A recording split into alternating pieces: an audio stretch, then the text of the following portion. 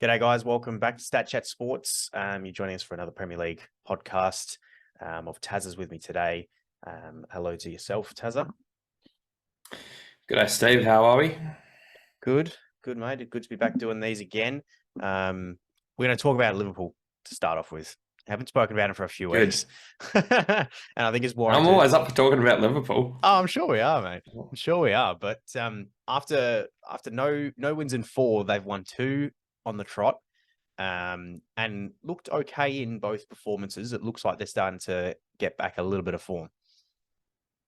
Yeah, it's come just in time too because they've got the ultimate test of Madrid at Anfield coming up midweek. So yeah, but yeah, no, it's been great. Gakpo scored 2 in 2 games, and he looked like the pressure looked like it was really getting to him, and I think it's really sort of just released. The pressure valve has just been released, and he looks a bit freer now.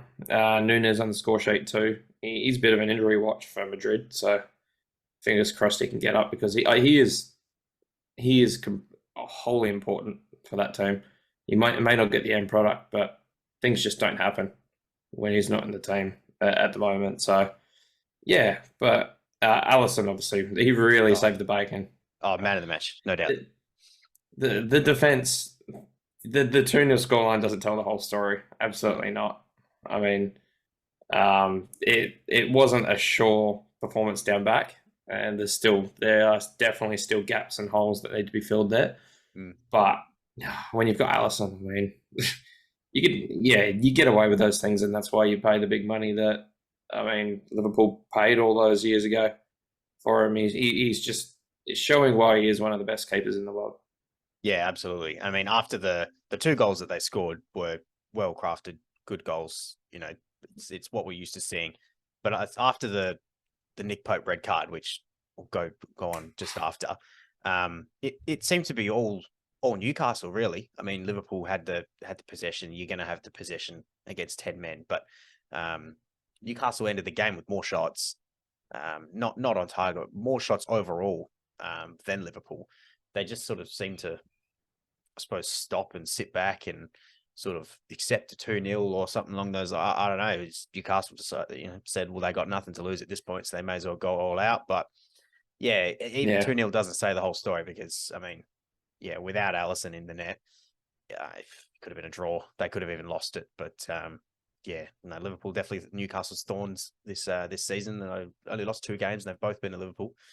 I mean, they've drawn, 11 games or something like that, Newcastle, which, this is slowly starting to see them drop further and further down the table.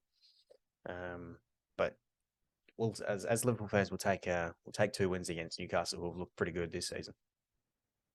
Yeah, the Liverpool swagger is not quite back. You can say that. I mean, pretty much any Liverpool team of old of the last 3 or 4 years would have really put them to the sword.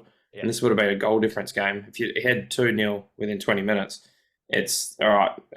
Can we do 4 or 5?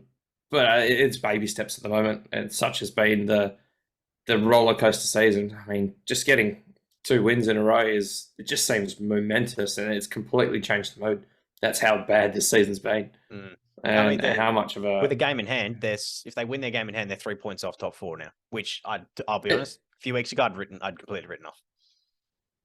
Yeah. Oh, absolutely. Yeah. So had I, and I just thought it's a damage limitation kind of end to the season. Let's stem the bleeding, and I think Chelsea were our main competitors for a bit there. Let's just finish above Chelsea, and I mean, there's plenty of season left. I think we've got 16 games left, and most of the other clubs above us have 14. So I think we've played 22. They've played 24. So there's plenty of time yet. I think Tottenham are in the box seat now. But yeah, we're definitely not that far, and we start getting players back. Van Dijk's just come back, Firmino's come back, Jota's come back. Yeah. The cavalry's starting to come back, and that's the biggest thing. We start getting more minutes into them. I think Jota had a bit of a cameo on the weekend.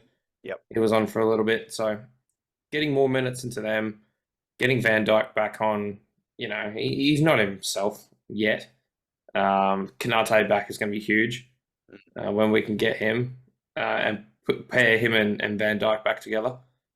That should really shore up defense, because Gomez is still it's still very questionable back there, but the signs are good. And if we went back 2 weeks, if we said 2 wins, one against Newcastle, who have lost only once this season, we'd absolutely would have taken it no matter how it come about. So you got to be happy. Let's talk about the red card, because not only did it have a negative effect on Newcastle in this game, the flow-on effect is pretty substantial for their upcoming Carabao Cup final. I think it's the Carabao Cup final this weekend. But first of all, what was he thinking? I mean, he did one similar. He came out earlier in the game, read it well, got that one right. He couldn't have got this one further wrong. Yeah,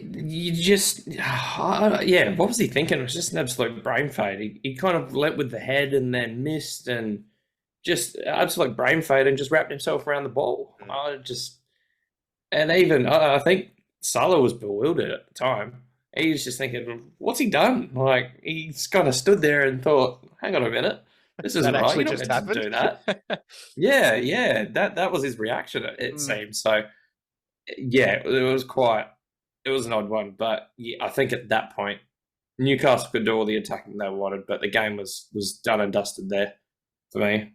It was almost a sure thing. I mean, I know we've spoken about Liverpool's defence, but 10 men, yeah, it was always going to be too hard to come back from that. And and the ramifications. I mean,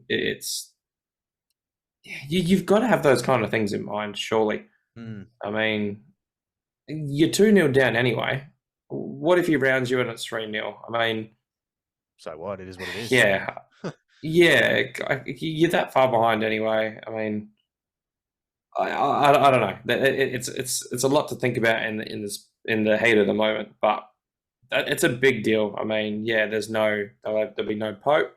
Dubravka is now cup tied, seeing as he has played for United in the competition already, and now they've got to turn to a former Liverpool player, Loris Karius. So that is super interesting. He must be rubbing his hands, thinking, "What's just happened?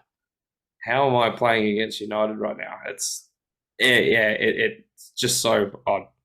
Yeah, and that's the interesting part of that topic, is the fact that not like they've, within the space of like one momentary bleep in concentration, all of a sudden is seeing their third choice goalkeeper and ex-Liverpool goalkeeper Loris Karius have to play the cup final against United. I mean, it's a bizarre situation, you know. Like, I saw, like, obviously Dubravka cup tied to United, so he'll only get a winner's medal in that cup final if he's on the losing side, which is as silly as that sounds.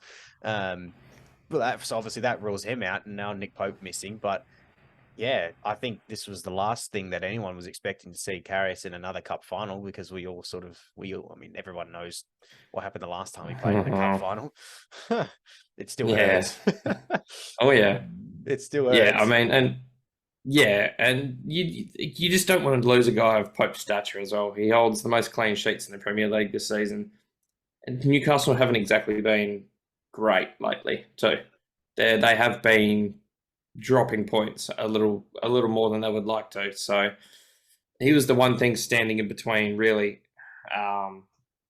United are playing great football.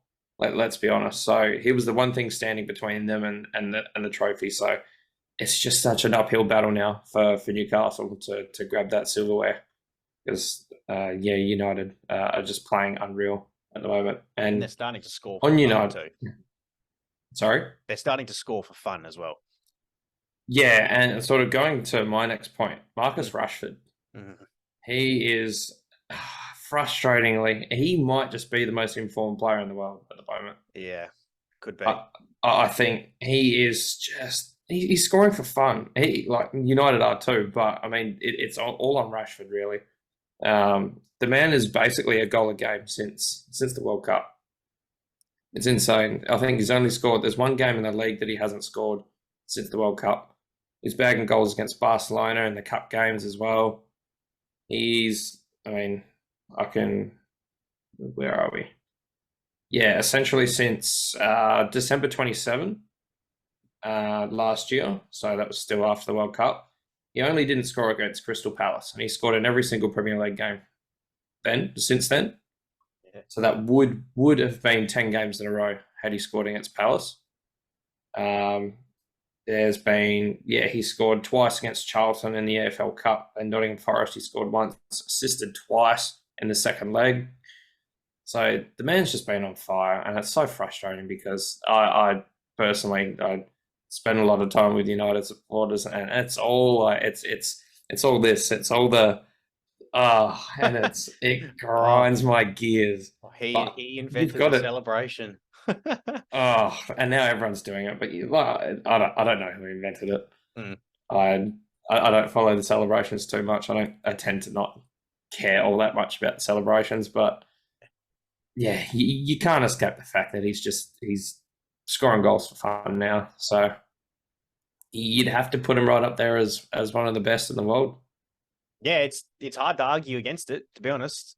You know, it really is. Like, I think he's got he picked up his second Player of the Month award for last month, for January, and he's continued that form into this month, and yeah, he's massively important for United at the moment.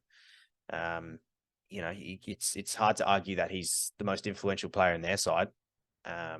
There's probably not Easy. many. There's not one. There's nobody I can think of at the moment. Even like Erling Haaland, who obviously we've spoken about all season, but I think he had a 4 or 5 game goal drought up besides the goal he scored. I think against Arsenal was he broke that. So in terms of goal scoring, sort of nobody's on that sort of incline, and he's getting the assists to go with it as well. And looking at the broader stage in the world game, I can't think of anybody off the top of my head in any of the other big leagues that are doing as much as what he's doing. He was pretty pivotal to pick up the draw at the Nou Camp, which not many teams do. So they've absolutely got the upper hand going into that second leg at home as well. So got to put them favourites, and I think it's off the back of him. Like, the rest of the team around him is doing their jobs as well. But that was probably the main critical of United pre-World Cup, was the fact that they didn't really have a proper goal scorer. They would sort of scrape games here and there by a goal or two or whatever, but they look so comfortable at the moment.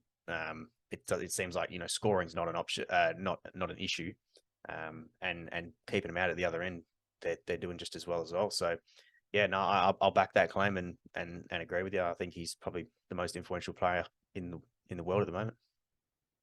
Yeah, and like you said, they're doing it. They're scoring for fun, and they look good doing it.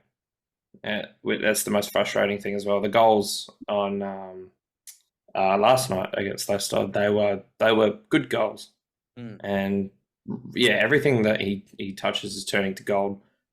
And yeah, it pains me, but you've got to appreciate him. I'd probably just talking about guys who are crucial to their teams. I mean, the only one I can really think about, probably that's just especially popped up out of nowhere. I don't know how to pronounce his name, but he's that Napoli player. Oh yeah, I know who. Don't even try. I don't. The Georgian. Yeah, I know he's. Yep. Yeah. We'll call him. Yeah, the Georgian Napoli player. Well, I think there aren't too many Georgian Napoli players, so if you want to type that into your Google, you'll find it. But yeah, he's pretty much, he's got 26 goal contributions in 24 games, which is huge. 12 goals, 14 assists. So he's probably a Napoli are crushing Serie A. Sorry. So I think they're like 5 games ahead of the nearest team. 4 or 5 games.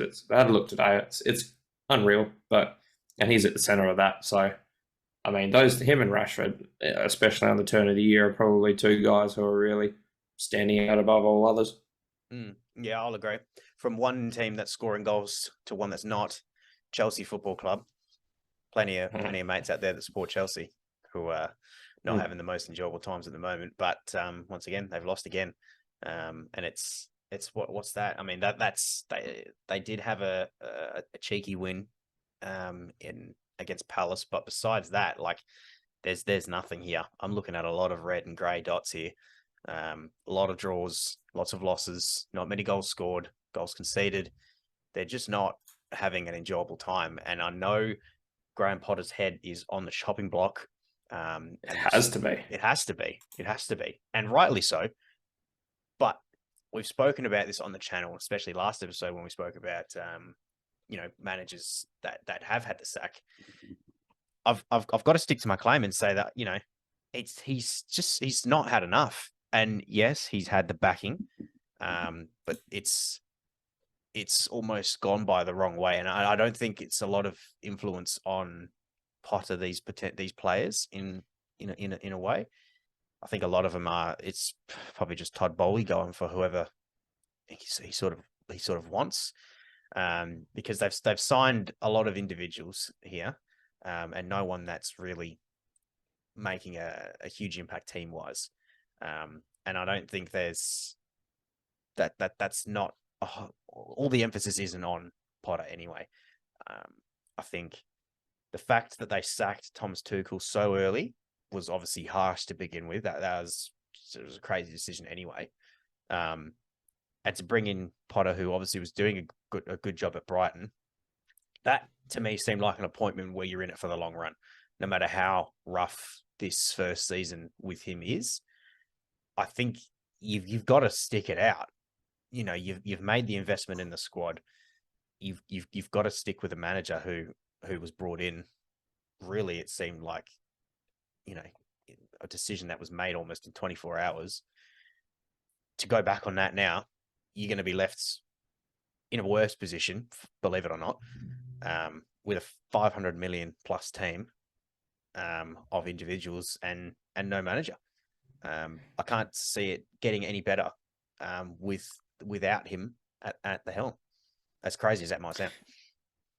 Yeah, so Bowley, he clearly had a guy in mind in Potter, and that's what it really seemed like. Such was the firing of Tuchel. It was so quick and so swift, and the replacement was so quick and swift as well. It was one in, one out, and it happened in a matter of, it felt like hours. But I mean, when you throw so much money, as much money as Bowley has at a team in such a small amount of time, the more money you throw, almost the more time you have to give the manager. It sounds silly, but like, how do you expect a manager to integrate 7 or 8? I can't even. They've signed that many players. I've lost count. It's probably, let's say a dozen, because it's probably not far off. You can't integrate a dozen players in the space of 2 or 3 months. All integrate and get them all firing and have all parts running at equal pace. It's just not going to happen. So Bowley's kind of, I agree. He has to give him the time now. He's been backed into a corner. He's given him all these players, and no manager in the world is going to get all these players up and running. I don't care if it's Pep. I don't care if it's Sir Alex Ferguson. There's just too many individual parts to just go bang, bang, bang, bang, bang, and expect it to work day one. So Bowley's going to have to stick with this. There's really no other way I can see it going. And on the outside, I mean, it's 1 win in the last 10 fixtures, I think.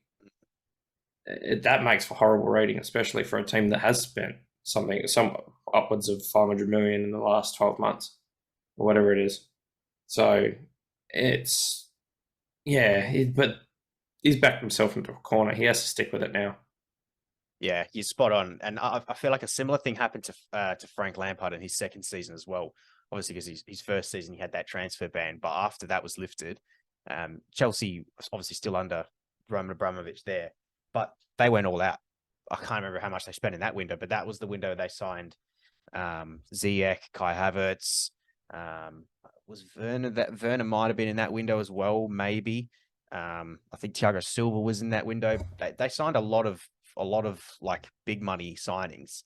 And a similar thing happened. Not as bad as this, but a similar thing happened. You had that many new players into the side, and it takes time to gel. And Frank Lampard lost his job over it.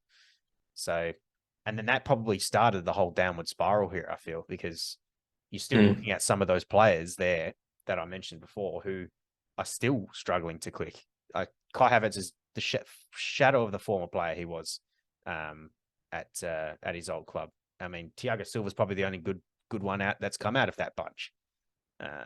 Ziyech has been average at best. Werner, if he was in that window, is no longer there. He was shit. So, you're still seeing effects of that same window. So you need someone to be hanging around for longer than 6 to 12 months to really get a proper grip of it. And yeah, it's just egg on the face. I think you go ahead and you make investments to the squad like they have to turn around, not even a month later after the window's shut, and sack your manager. It's not a great look. I mean, looking inside, you're gonna like, yeah, 1 win in 10. It's not great. Let's move on from the manager. But I don't know. We're not in charge of the club. We obviously look at it differently, but we see, you and I see eye to eye in the fact that you've got to give managers time. So nobody. I mean, I'm not necessarily sitting here enjoying Chelsea's downfall. It's all right to see. It's good. It's not too bad. But you At least we're not the only ones. Yeah, that's right. Exactly. The competition is good and it's healthy in the Premier League. So it's good to have obviously teams like that challenging. But yeah, it's just not going to happen this season for them. Just chalk it off. I mean, at this point, they're closer to the relegation zone than the top 4. So you may as well accept a mid-table finish, and go again in the next season if they want to spend another 400-500 million again. It'll be a mistake because they'll still be in the same position as they are now. But at least the team will have 8-9 months under the belt with the same manager to potentially iron out any of these problems. So. Yeah, I mean, the clearly top 4 is probably out of the question for them. I mean, it's out of the question. People were thinking it was out of the question for Liverpool. They could turn it around. They could. They've got the players there, but they don't look like anything close to really putting anything together. But I mean, it could do them a world of good. They've signed all these players. They're not leaving. They're not leaving this summer. It's just not happening. They're not spending 6 months and jetting off somewhere else. So another year of Premier League football, no European distractions. Sometimes it's the reset that teams need. And it can prove, a little less of a fixture strangle can really galvanize a team and give them the time to iron it, like I said, iron out sort of any issues. But yeah, that's the way I say it. I at this point I can't see Chelsea grabbing European football. They should, given the quality in that team, but they're running out of time to put it together. I want to stay on this fixture just for a little bit longer and speak about the other side of the coin, Southampton, and obviously in particular James Ward-Prowse, who scored the owner goal. Another free kick for the guy. He's obviously unreal at the job he does there, but he's now one free kick, away from equaling the record for the most free kicks in the Premier League, which is held by David Beckham. Wow, he's scored 18. That's a stat. He's done it in a lot more games than Beckham. Granted to Beckham. Beckham scored. What did he got? Wherever I do have it somewhere. Beckham scored a free kick one free kick basically every 14.72 games. He had scored 18 free kicks in 265 Premier League games, whereas Ward-Prowse has scored 17 in 325, which is a free kick on average every 19.2 not bad games. So it's not far off. It's not far off. And Ward-Prowse isn't leaving the Premier League anytime soon. Well, unless Southampton get relegated. But if that happens, you'd think he gets picked up by somebody else. So you'd think he's hanging around in the Premier League for a fair while longer. So he's scoring more free kicks. I don't know exactly how many he scored this season, but it almost feels like a penalty for him. I feel like he's scored 4 or 5 free kicks just this season. The guy's just a weapon at what he does. You wouldn't want anyone else on a dead ball besides probably David Beckham. In those sorts of areas, he's just the best at it. was going to say you nailed it there. Yeah, free kick is like a penalty to him. Mm. He oozes confidence over it, stands over it, and he just knows where to put it. And it's quite unreal. And you sort of you look at it from a standpoint that obviously when Beckham was playing for United, they were dominating the ball. They had a lot more chances, I'm sure of it. Southampton aren't a top team. They're not afforded the domination on the ball and the domination of attacking. They spend less time in their attacking half. That I'd put good money on the fact that they probably spend a lot more time in their defensive half. Mm. So the chances are really don't come. Obviously, he's had a stranglehold of the free kicks for the last few years. Oh, I don't even know how long it's been there. It's probably been 6-7 years, probably longer. And so he's had a stranglehold, but he would see less. He'd have to have seen less chances in the form of, I mean, David Beckham would have been having plenty of chances, such was United's domination back then. So, I mean, that you look at it from that angle, and it becomes all the more impressive, I think, for me. Yeah, no, it's good. It's a good point, actually. Yeah, I mean, you'd think that if Southampton are spending most time parked in their half, some of the only chances they can get at times are free kicks. You know what I mean? When if it's a counter attack and you're sort of forced to bring somebody down, there's not a lot of open goal scoring chances. So most of these sort of chances that Southampton would get as a whole would be from dead ball situations. So yeah, and I definitely agree with that. So yeah, look, I don't think it'll be long before we see him equal the record, and then not long after that he'll break it. It's going to happen. It's going to happen this season. We're still. Oh, surely. Yeah. We're less than 20 games left, obviously, but if it'd be interesting to see. I probably should have had a look, but to see exactly how many free kicks he scored this season, because if he scored 17 in his whole career, then I would think at least 5 have come this season, because it honestly just seems like it's one a game. Like when I heard that he was one away from breaking Beckham's record, I was like, okay, I got to look this up, and I was actually surprised at how low it was. I was expecting it to be a lot more, because I feel like he had scored a lot more free kicks, but not the case. Because it literally just feels like every time he scores, it's from a free kick. Yeah. Oh, it feels like he doesn't score from open play. It's one of those weird weird stats that, I would have thought it would have been more, definitely. So Southampton do get relegated. He has to be moving on to someone else, surely. You can't have somebody of his caliber playing in the Championship. Oh, for sure. To me, he'd be a great proposition for like a Brighton or a Leicester or a team like that, because I think there's enough quality there. He's I don't know. I think he'd fit into a team like that. Obviously, I don't know his game in and out, but he's that kind of level for me. He's not going to slot into a top 6 team. That's not happening. But he's very serviceable, and I think he'd be a great fit for a team like that. Yeah, I wouldn't disagree with that. He struggled to find himself in the starting 11 of a Big Six side.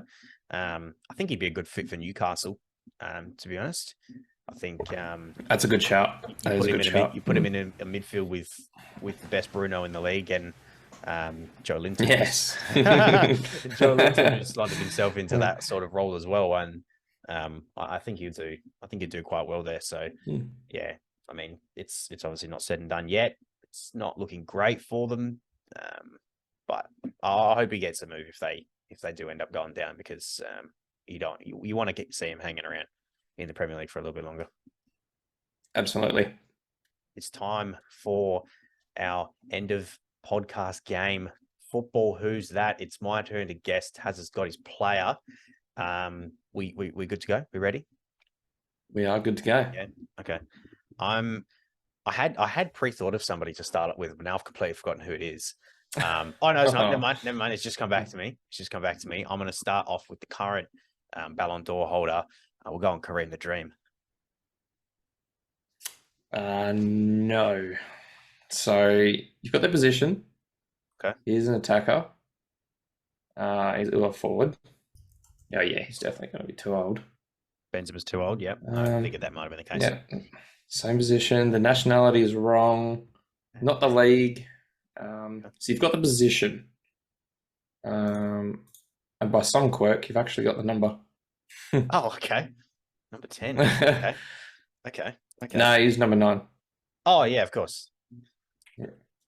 If I get it on this, I just for some reason just have this gut feeling. You mentioned a Napoli guy before, so I feel like you might be going for Victor Osimhen. No, it's not Osimhen. Okay. Okay, so he's older, Mhm. older than 24, and younger than 25. He is not Nigerian. But yeah, again, the forward, wrong league. Let's try Kingsley Coman. No. You've got the league, Okay. so it wasn't a stupid guess. Okay. You've got the league. He is older than Kingsley Coman, so he's 26. So it lies somewhere between 26 and 35. Yes, 35. 26 and 35. Yep. Benzema's 35. Yeah. Okay. Yeah. So that's pretty much. You've got the league, and he's a forward, and he's a number 9. Okay, he's obviously not from Bayern as well, yeah. Yeah, not Bayern. Okay. There's a bit of a technicality to this. He doesn't. I'm probably giving it away here.